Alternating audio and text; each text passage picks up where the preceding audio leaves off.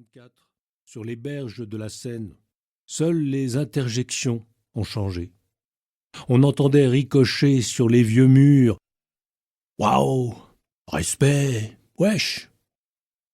Les nouveaux courtisans sont dans le wow effect du globish language. Le goût français vaque, il est en vacances ou à la morgue. J'ai cherché cet été le mot qui convient à tout ce qui se passe en France et qui blesse le trésor de nos pères. J'ai pensé aux chaînes qu'on abat, quand Malraux dit au général de Gaulle qu'il avait dressé à bout de bras le cadavre de la France en faisant croire au monde qu'elle était vivante.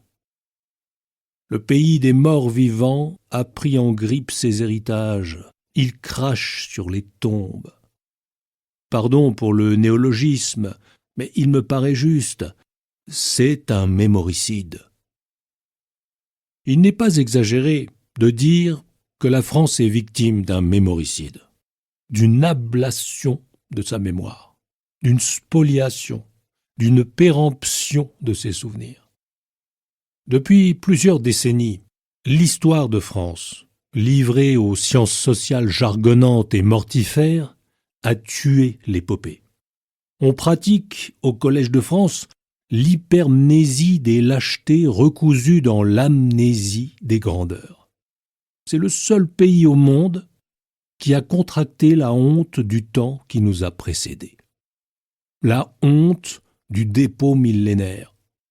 C'est une forme de révolution nouvelle, inouïe, la grande dépossession d'un peuple, la défrancisation, l'expatriation mémorielle. Au nom des droits de l'homme, devenus les droits de l'homme de sable de la société liquide, on a amputé toute une population de l'acquis le plus précieux des vieux peuples, le droit à la continuité historique. Le droit pour chacun de tisser dans la trame de sa tapisserie de Bayeux une romance intime. Le droit pour toute une nation établie au fil du temps d'aller chercher dans les siècles passés les mélodies manquantes. Le processus révolutionnaire ne s'est jamais arrêté.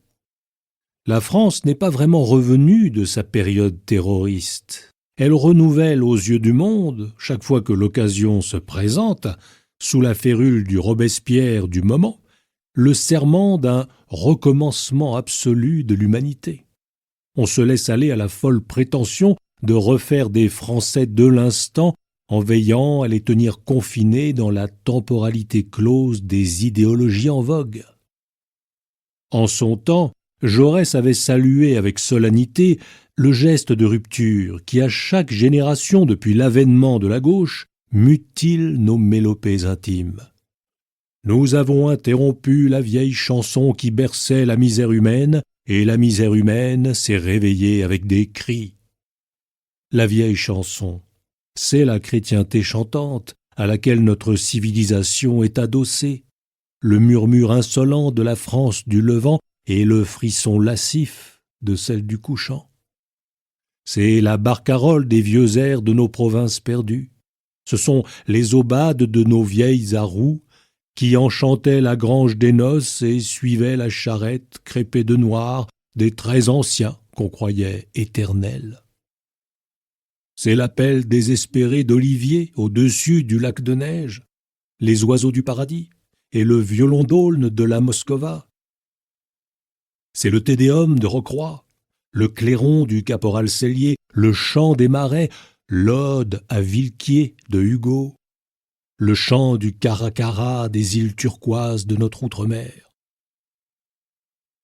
En 1989, j'ai commis une lettre ouverte aux coupeurs de tête et menteurs du bicentenaire. J'étais horrifié par l'apathie des élites quand les plus hautes autorités dansèrent une carmagnole en papier crépon. L'inénarrable Jean-Paul Goude présenta un défilé des tribus planétaires. C'était un acompte sur les bienfaits mondialistes à venir. Déjà s'affirmait la prétention de changer d'héritage. On brise les souvenirs de sa propre existence et on en fabrique d'autres pour effacer l'ancien art de vivre, déclaré caduc. Pour continuer à écouter ce livre audio gratuitement, cliquez sur le lien dans la description et vous pourrez l'écouter en entier sans frais grâce à l'essai de 30 jours d'Audible.